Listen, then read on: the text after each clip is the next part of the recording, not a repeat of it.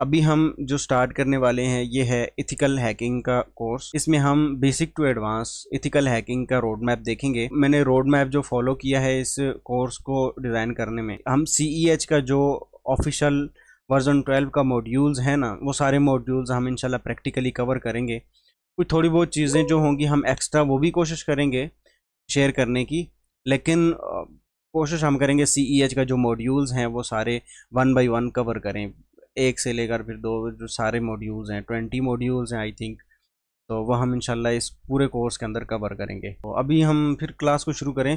बाकी जिसका भी कोई क्वेश्चन हो, मैं तो यही बोलूँगा कि आप क्लास के एंड में करें, ठीक है। एक तो ये है कि आप पूरी क्लास अटेंड कर लेंगे, दूसरी बात ये कि एंड में सारे बंदे जब होंगे आपके क्वेश्चन आंसर उनको हम अलग से रिकॉर्ड करके अलग से एक उसकी वीडियो वो बना देंगे, ठीक है। साथ में आप वो क्वेश्चन कर सकते हैं जो सबक के रिलेटेड हो, जो मिसाल के तौर पर कोई चीज़ समझ नहीं आई वो आप साथ में पूछना चाहते हैं तो पूछ लें, कोई मसला नहीं है। साथ साथ वो क्वेश्चन पूछें। हाँ, आखिर में जो हम क्वेश्चन रखेंगे ना वो क्लास के अलावा भी आप पूछ सकते हैं, क्लास के रिलेटेड भी पूछ सकते हैं, क्लास के अलावा भी पूछ सकते हैं।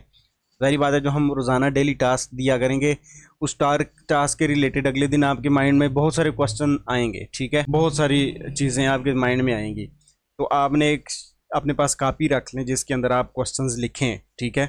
फिजिकल कापी जो नोटबुक होती है वो बेस्ट होती है डिजिटल से, हालांकि डिजिटल मैं कहता हूँ बेस्ट होती है, लेकिन फ़िलहाल आप ये समझ लें कि जब आप सीख रहे हैं ना, एक फिजिकल कापी होनी आपके लिए बहुत ज़रूरी है। अच्छा, स्क्रीन मेरी सबको शो हो रही है, वॉइस मेरी सबको क्लियर आ रही है? इधर मैंने चैट ओपन की हुई है, यहाँ पर आप लिख के बता दें। सर ये कितनी घंटे क्लास होती है सर? क्लास देखेंगे जब तक हमारा जो आज की क्लास का कंटेंट ख़त्म नहीं होता, क्लास जारी रहेगी। अब माइक अपना बंद कर लें और सिर्फ नीचे कमेंट में बस बताएं जो भी बोलना है। अच्छा, मैंने ना इसकी जो डिज़ाइन की है ना, मेरे पास जो पड़ा हुआ है इथिकल हैकिंग का, तो उसको मैंने अपने उसमें ना क्या कहते हैं, चैट जीपीटी की मदद से बनाया, ठीक है। इसकी इस तरह स्लाइड्स, अब आपको स्लाइड्स की मदद से ज़्यादा अच्छे से समझ आ रहा है या इसमें इसमें इसको जूम भी कर सकते हैं तो। अच्छा, दूसरी बात यह है कि बहुत सारे जो स्टूडेंट्स होते हैं इनको इंग्लिश रीडिंग में प्रॉब्लम होती है, तो ये सारा इंग्लिश में होगा, ठीक है। Introduction to ethical hacking, information security overview, confidentiality, integrity, availability, और ये सारी चीज़ें इंग्लिश में होंगी, ठीक है। और जो हमने डिज़ाइन किया है उसमें ये उर्दू में होगी, रोमन उर्दू, ठीक है। आपको समझने में कोई भी मुश्किल नहीं होगी, आप बाद में भी इसको रीड कर सकते हैं और समझ सकते हैं बाई सेल्फ, ठीक है। तो सबसे पहले मैं आपसे पूछता हूँ इथिकल हैकिंग के बारे में। जारी बात है, आप एक इथिकल हैकिंग के कोर्स के अंदर आए हैं, आपके माइंड में कोई एक स्ट्रक्चर होगा, कोई ओवरव्यू होगा इथिकल हैकिंग के बारे में कि इथिकल हैकिंग क्या है, आप किस लिए बहुत सारे स्टूडेंट्स हमें अपने आंसर देते हैं, तो आप अपना क्या आंसर देंगे? हर एक बंदा, मैं यही चाहूँगा कि वो माइक ओपन करके बोले, ठीक है। नहीं तो आप नीचे कमेंट में भी बता सकते हैं। अच्छा, अस्सलाम वालेकुम सर। जी वालेकुम सलाम। जी जी भाई सर, जो साहब। एथिकल हैकिंग जितना हमने पढ़ा है, मतलब हैकिंग मल्टीपल टाइप्स की होती है। एथिकल मीन वो एथिकल पर्पस के लिए होती है, वो किसी को नुकसान पहुंचाने के उससे गर्ज से नहीं होती, बल्कि हम उसको पहले हैक करते हैं ताकि जो रियल हैकर आए, जो मतलब मलिशियस एक्टिविटीज़ के लिए, तो उसको इससे पहले ही पैच कर दें सिक्योरिटी वल्नरेबिलिटीज़ को, सब कुछ जो भी खामियां कमियां हमारे साइट या एप्लीकेशन में, तो उसको पहले से ही हम एथिकल हैकर फाइंड करने के लिए, बस यही होती कॉन्सेप्ट। क्या है इथिकल हैकिंग? मतलब यही कि हम एथिकली उसको हैक करते हैं, उससे परमिशन लेते हैं, जिस भी वेबसाइट या जिस भी कंपनी पर हम टेस्टिंग कर रहे हैं, पेन ठीक है टेस्टिंग। ठीक है, आपका आंसर क्लियर हो गया, कोई और बंदा आंसर दे। Ethical hacking is done with permission to find vulnerabilities before real hacker. क्यों एक इथिकल हैकर रियल हैकर नहीं होता? बिफोर रियल हैकर आप बोल रहे हैं, ये भाई ने भी बोला था, मैं बोलना था लेकिन आपके इधर पढ़ के मुझे जहन में दोबारा आ गया, बिफोर रियल हैकर। अस्सलाम वालेकुम सर। वालेकुम सलाम। सर एथिकल एक जो हैकर होता है वो किसी पर अटैक करता है इनलीगल तरीके से, चले और इथिकल किसी को का हटा दें, हैकिंग क्या होती है ये बताएं। हैकिंग सर ये होती है कि अगर किसी को कोई डाटा, अगर कोई बैड हैकर है तो वो किसी का डाटा चुराएगा, उसको ब्लैकमेल करेगा। और एक जो इथिकल हैकर होता है वो उस मैंने आपको, चीज को, एक मिनट भाई, आप क्वेश्चन नहीं समझे। मैंने सिर्फ हैकिंग का पूछा है, मैंने इथिकल और ब्लैक हैट हैकिंग को निकाल के सिर्फ हैकिंग क्या होती है। हैकिंग सर किसी का कोई डाटा सेव करना या चोरी करना, आई थिंक। ठीक है, अब कोई और बंदा। मैंने हैकिंग का इसलिए ये क्वेश्चन किया है कि आप हैकिंग सीखने के लिए आए हैं। बहुत सारे बंदों को यही नहीं होता कि हम साइबर सिक्योरिटी में क्या सीखेंगे, साइबर सिक्योरिटी क्या होती है या इथिकल हैकिंग क्या होती है। वो समझते हैं कि भाई हमने आईडी दूसरों की हैक करनी है, ठीक है। तो इस वे में मैं पूछ रहा हूँ, आपका भी एक पॉइंट ऑफ व्यू जानना चाहता हूँ कि आप लोग क्या कहते हैं। सर हैकिंग जो है वो बेसिकली उसको कहते हैं कि जो बगैर इजाज़त के आपके कंप्यूटर या सिस्टम में एंटर हो जाए और आपकी प्राइवेसी को चुरा के ले जाए, उसको हैकर कहा जाता है। ठीक है, जैसे कि रेड हैट हैकर, ठीक है, और जो ठीक है। वाइट हैट हैकर होते हैं वो यही हो वो गए एथिकल फिर हैकर। आप टाइप्स में चले गए, रेड हैट और ब्लैक जी। हैट। ठीक है, माशाल्लाह। भाइयों का आंसर ठीक है। मैंने समझा था कि आप आंसर देंगे कि भाई हम तो इसलिए आए हैं कि किसी की आईडी हैक कर लें। ठीक है, चलें।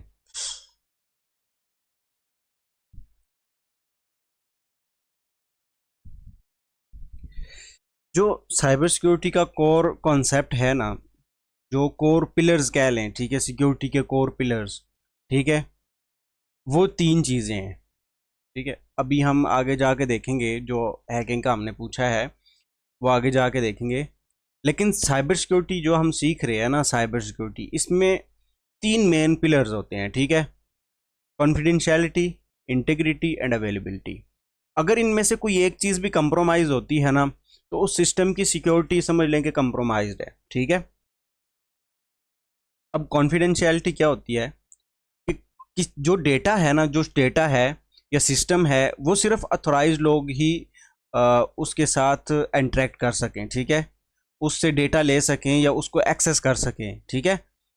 कोई भी अनऑथराइज्ड पर्सन अगर उसको एक्सेस कर रहा है या एक्सेस कर सकता है तो उसकी कॉन्फिडेंशियलिटी क्या है, कंप्रोमाइज्ड है, तो वो सिस्टम सिक्योर नहीं है, ठीक है। दूसरी चीज़ है इंटेग्रिटी।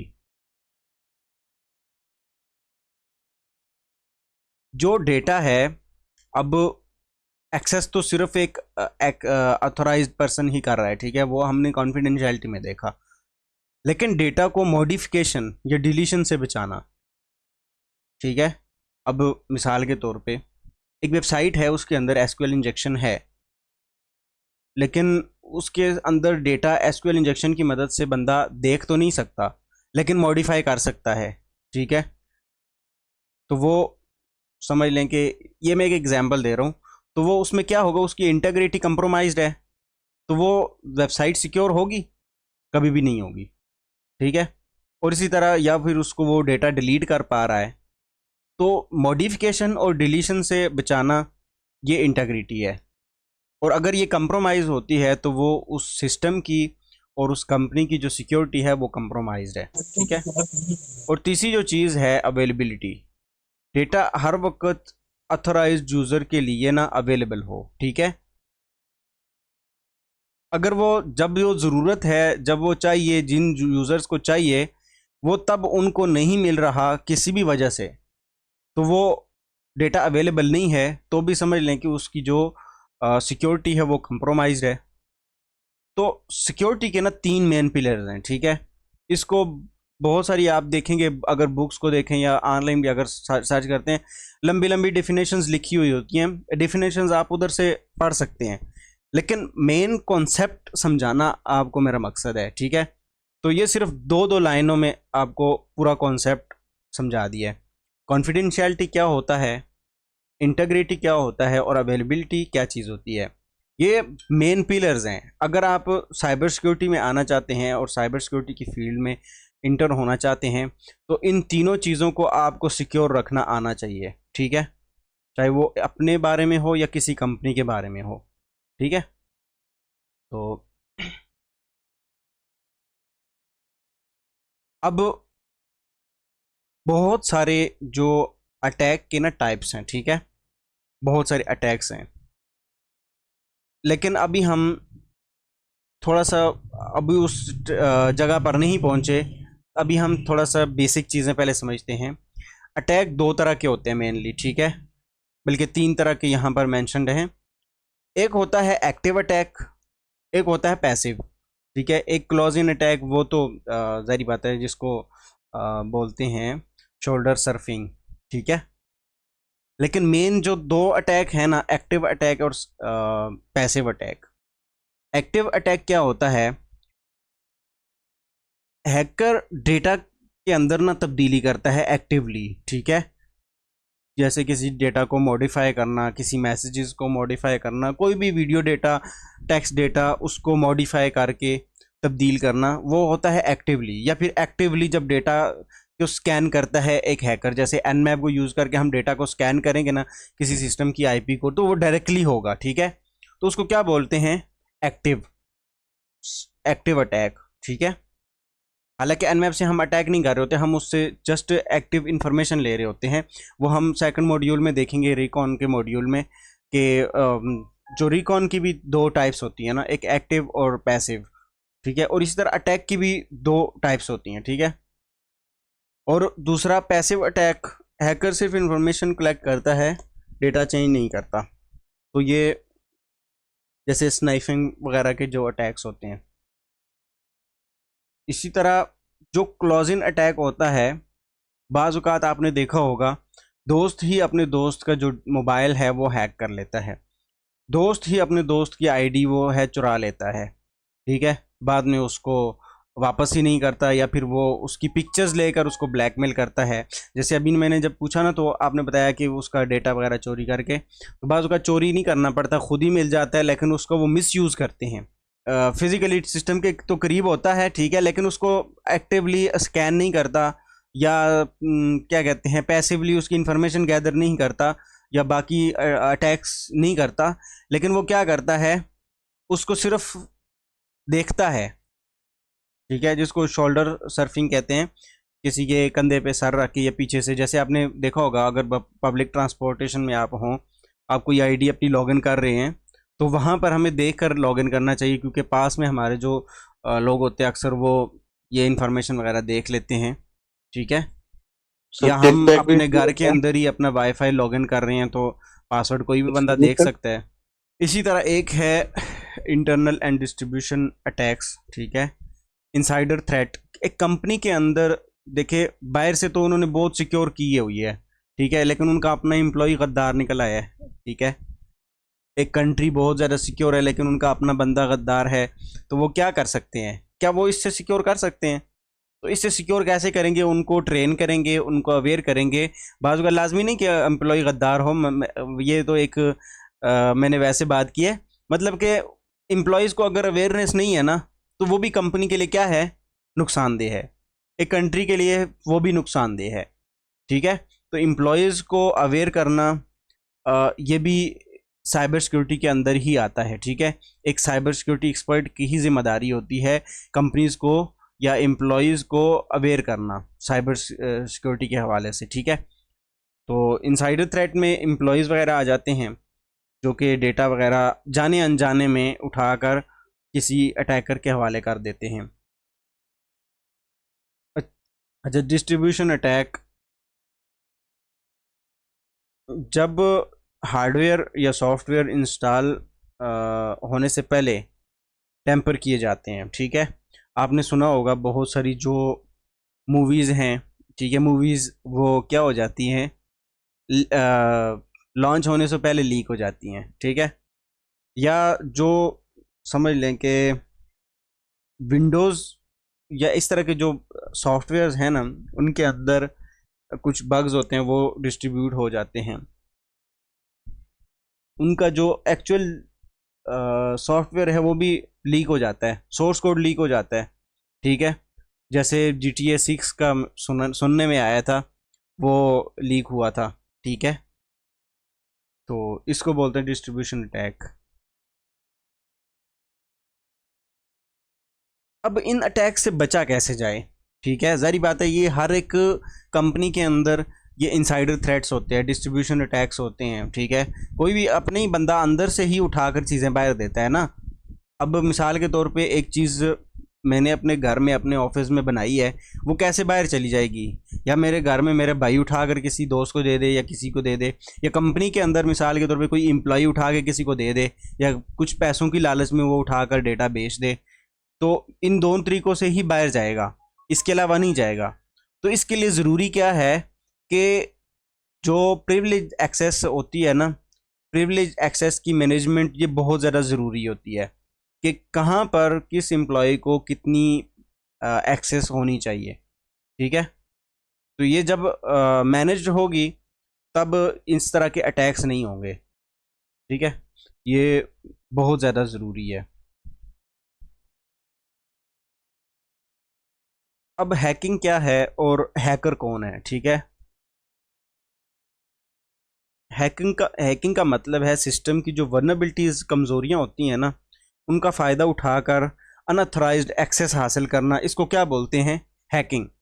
ये बगैर वाइट हैट ब्लैक हैट की बात नहीं हो रही, सिर्फ हैकिंग की बात हो रही है। ठीक है, तो हैकिंग में अनऑथराइज्ड एक्सेस किसी वर्नेबिलिटी को की वजह से, ठीक है, किसी कमज़ोरी का फ़ायदा उठाकर अनऑथराइज्ड एक्सेस लेना, इसको क्या बोलते हैं? हैकिंग बोलते हैं। और हैकर कौन है? जो उसका वर्नेबिलिटी का गलत फ़ायदा उठाकर, समझ लें कि वो एक्सेस हासिल कर रहा है, तो वो कौन है? हैकर है। जो हैक कर रहा है वो हैकर होता है। जो चीज़ समझ लें कि हैकिंग बोलते हैं अनऑथराइज्ड एक्सेस को। ठीक है, जो काम है हैकिंग वो बोलते हैं अनऑथराइज्ड एक्सेस को। ठीक है, अगर आपसे कोई बंदा पूछता है ना कि भाई हैकिंग क्या है, तो आपने ये नहीं बोलना कि इथिकल हैकिंग ये होती है, उसकी आप डेफिनेशन बताएं, और ब्लैक हैट हैकिंग की डेफिनेशन नहीं। आपने सिर्फ बोलना है कि हैकिंग का मतलब है सिस्टम की वर्नेबिलिटी या कमज़ोरियों को फ़ायदा उठाकर अनऑथराइज्ड एक्सेस लेना, इसको बोलते हैं हैकिंग। सिंपल। और अगर आपसे कोई बोलता है भाई हैकर कौन होता है, आप बोलेंगे भाई वो आदमी होता है जो उन वर्नेबिलिटीज़ का फ़ायदा उठाकर उन अनऑथराइज्ड एक्सेस लेता है, वो हैकर होता है। ठीक है, ये शॉर्ट टर्म में, मतलब कि इतना लंबा चौड़ा इसका आंसर है ही नहीं, दो वर्ड के अंदर इसका आंसर बनता है। ठीक है,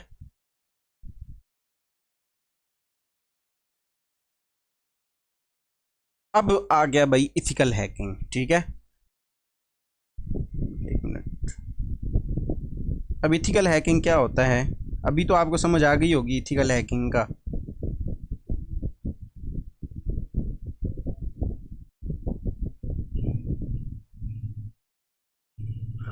इथिकल का मतलब ही लीगल है। ठीक है, ये जो इथिकल है ना, इसका मतलब है लीगल। अब हैकिंग का वही मतलब है जो हमने पीछे देखा है। ठीक है, तो लीगल एक्शन। ठीक है, हैकिंग एक, समझ लें कि ऑर्गेनाइजेशन के अंदर परमिशन के साथ इजाज़त लेकर उसको हैक करना, इसको बोलते हैं इथिकल हैकिंग। अब इंफॉर्मेशन सिक्योरिटी क्या चीज़ है? इसका मकसद डेटा और इंफॉर्मेशन को महफूज बनाना। ठीक है, और इंफॉर्मेशन सिक्योरिटी का मतलब सेफ गार्डिंग। ठीक है, प्रोफेशनल अप्रोच। एक इथिकल हैकर क्या करता है?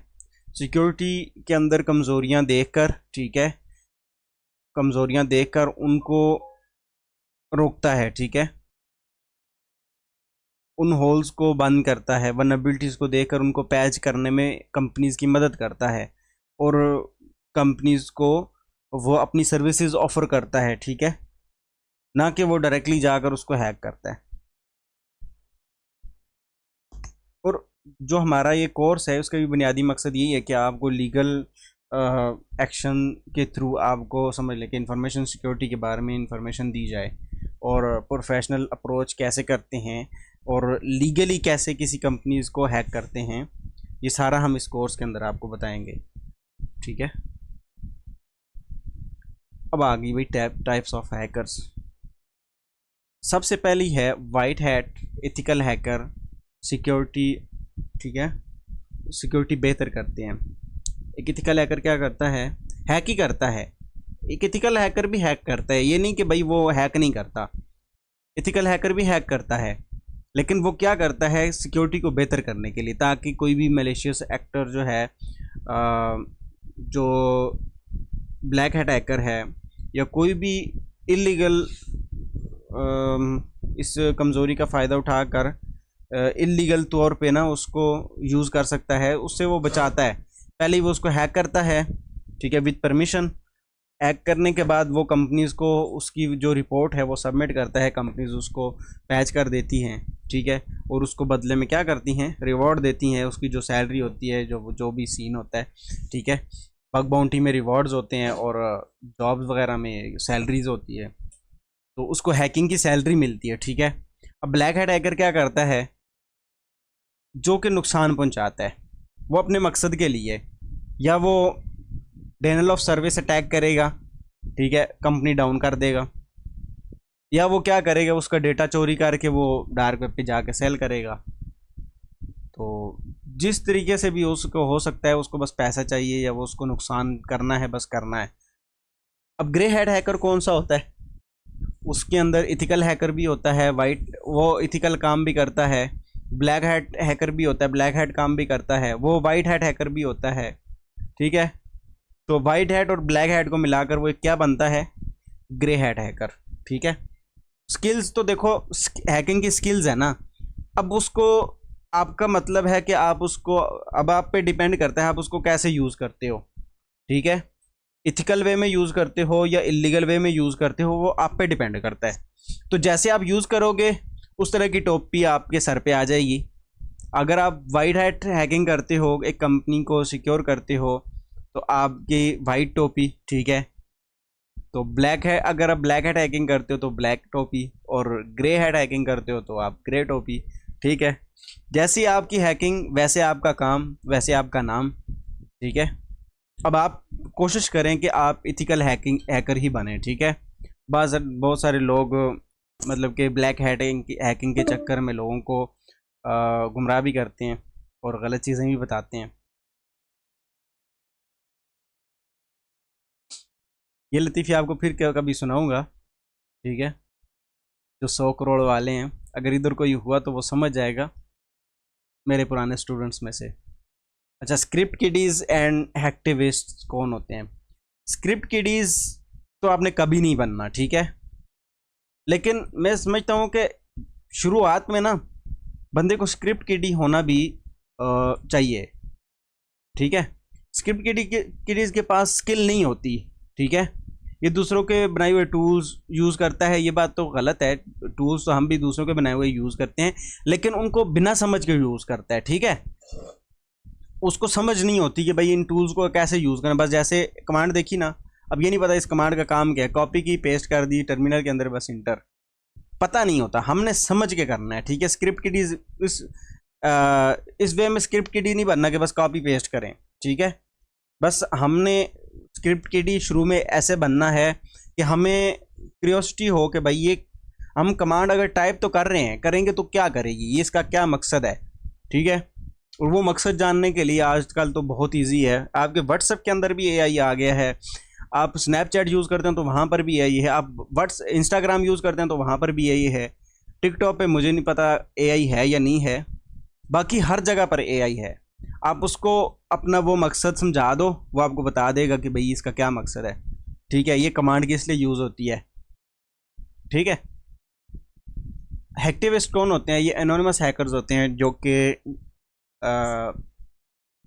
किसी भी समझ लें कि सोशल एनोनिमस हैकर्स का ग्रुप जो सोशल या पॉलिटिकल मकसद के लिए गवर्नमेंट फाइल्स को हैक करते हैं, ठीक है। जो एनोनिमस हैकर्स होते हैं, अब मैं नहीं कहता कि भाई ये अच्छे होते हैं, ये बुरे होते हैं, ये जिसका जैसा माइंड है वो इनको ऐसा समझेगा। कुछ लोग इनको बुरा समझते हैं, कुछ लोग इनको अच्छा समझते हैं, ठीक है। तो हम किसी भी साइड नहीं हैं, ठीक है। अगर वो अच्छा काम करते तो हम बोलेंगे भाई ये उन्होंने अच्छा काम किया, अगर वो गलत काम करते तो हम बोलेंगे भाई ये गलत है, ठीक है।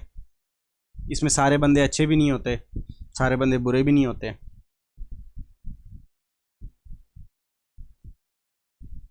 अच्छा, जब आप हैकिंग करेंगे ना, तो हैकिंग के अंदर बुनियादी जो टर्म्स यूज़ होंगी ना, वो आपको थोड़ी सी याद भी कर लेनी है, समझ भी लेनी है। सबसे पहली है वल्नरेबिलिटी। जो आप जब हम यूज़ करेंगे ना वल्नरेबिलिटी का लफ्ज़, तो आपने ये समझना है कि भाई ये हो रहा है यूज़ किसी सिस्टम की कमज़ोरी के ऊपर, या मैं हम बोलेंगे कि यार इस सिस्टम के अंदर ये वल्नरेबिलिटी है, तो आपने वल्नरेबिलिटी को रिप्लेस कर देना ये कमज़ोरी है, ठीक है, ताकि आपको याद रहे कि भाई ये वल्नरेबिलिटी हमने बोला है, आपको समझ ही नहीं आ रही कि भाई क्या वल्नरेबिलिटी क्या होती है। तो वल्नरेबिलिटी क्या होती है? कमज़ोरी होती है, ठीक है। एक्सप्लॉइट क्या होती है? कमज़ोरी को फ़ायदा उठाकर उसको सिस्टम की एक्सेस लेना, ये होता है एक्सप्लॉइट। पेलोड क्या होता है? मालवेयर होता है, एक समझ लें कि मेलिशियस कोड होता है जो हम इंजेक्ट करते हैं, चाहे वो वेबसाइट में करते हैं, चाहे वो मोबाइल में करते हैं, चाहे वो विंडोज़ सिस्टम में करते हैं, चाहे वो लिनक्स सिस्टम के अंदर करते हैं। वो जो मालवेयर कोड होता है ना, मेलिशियस कोड होता है, उसको बोलते हैं पेलोड, ठीक है। चाहे वो स्क्रिप्ट अलर्ट स्क्रिप्ट ही क्यों ना हो, ठीक है, हालांकि वो मेलिशियस तो नहीं है लेकिन वो टेस्ट करने के लिए यूज़ होता है, ठीक है, या वो एसक्यूएल इंजेक्शन का 1 और 1 = 1 ही क्यों ना हो, ठीक है। वो क्या होता है? एक मेलिशियस कोड होता है, पेलोड।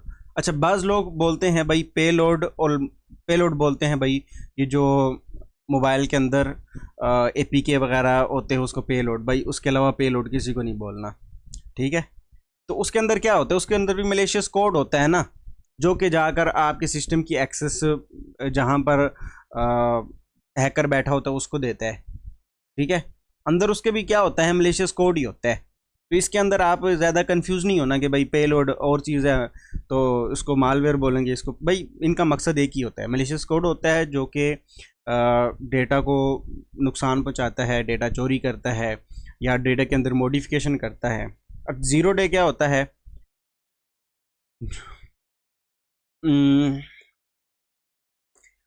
0 डे को समझ लें कि भाई इसके नाम से ही इसकी समझ आ रही है, 0 डे। अभी वो वल्नरेबिलिटी फाइंड हुई है लेकिन उसका दुनिया में आए अभी पहला दिन है, ठीक है, तो वो होती है 0 डे। अभी समझ लें कि ऐसा अटैक जो वेंडर को पता चलने से पहले ही हो जाए, ठीक है, उसको बोलते हैं 0 डे। समझ आ गई है? आई होप आपको ये सारी जो टर्म्स हैं ये समझ भी आ गई होंगी और याद भी हो गई होंगी, ठीक है। ये बिल्कुल बेसिक चीज़ें हैं, आप लोग साइबर सिक्योरिटी की फील्ड में जो कुछ टाइम से हैं उनको तो ये समझ आ गई होगी, ठीक है। अच्छा, अभी जो हैकिंग का स्टेज होते हैं, ठीक है, उसमें जो सबसे पहला स्टेज होता है ना, वो होता है रिकॉन का, ठीक है। उसके अंदर हम एक अटैकर क्या करता है, उस कंपनी के बारे में, उस सिस्टम के बारे में इंफॉर्मेशन गैदर करता है, ठीक है, उसको बोलते हैं रिकॉनाइसेंस, ठीक है। रिकॉन या रिकॉनाइसेंस, जब हम बोलेंगे ना रिकॉन, उसका मतलब है रिकॉनाइसेंस, ठीक है। आपने कंफ्यूज नहीं होना। विक्टिम के बारे में इंफॉर्मेशन गैदर करना रिकॉनाइसेंस कहलाता है, ठीक है। एक होती है पैसिव रिकॉन, एक होती है एक्टिव रिकॉन, ठीक है। पैसिव रिकॉन या पैसिव अटैक का मतलब यही होता है कि भाई डायरेक्टली आप अटैकर के साथ या क्या कहते हैं अपने विक्टिम के साथ इंटरेक्ट नहीं करते, ठीक है, या आप अपने टारगेट के साथ डायरेक्टली इंटरेक्ट नहीं करते, ठीक है।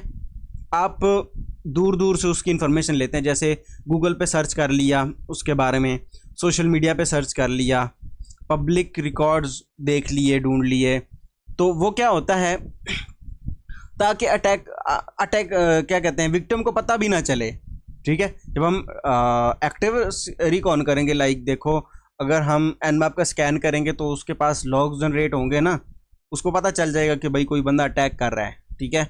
मेटास्प्लॉइट का हम कोई मालवेयर बना के उसको सेंड करेंगे तो वो क्या बोलेगा, यार ये एक्टिव स्कैन कर रहा है, ये बंदा ये मैलिशियस है, ठीक है, इसकी किसी भी जो आईपी है ना उसकी हर एक आईपी को ब्लॉक कर दो। तो ये ऐसे होगा, ठीक है। तो पैसिव और एक्टिव में इतना मुश्किल नहीं है कि आपको समझना। पैसिव वो होता है जो आप डायरेक्टली इंटरेक्ट नहीं करते, ठीक है, गूगल पे, सोशल मीडिया, ये मतलब इसके अलावा और भी बहुत सारी वेबसाइट्स हैं जहाँ पे आप इंफॉर्मेशन वगैरह निकालते हो, ठीक है, बहुत सारी टूल्स आप यूज़ करते हो।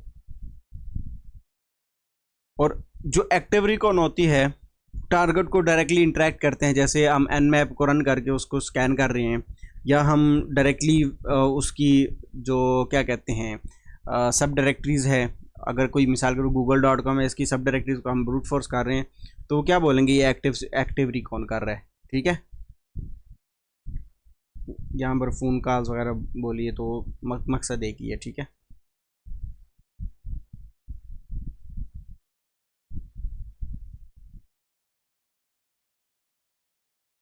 अच्छा, hacking cycle, scanning and enumeration.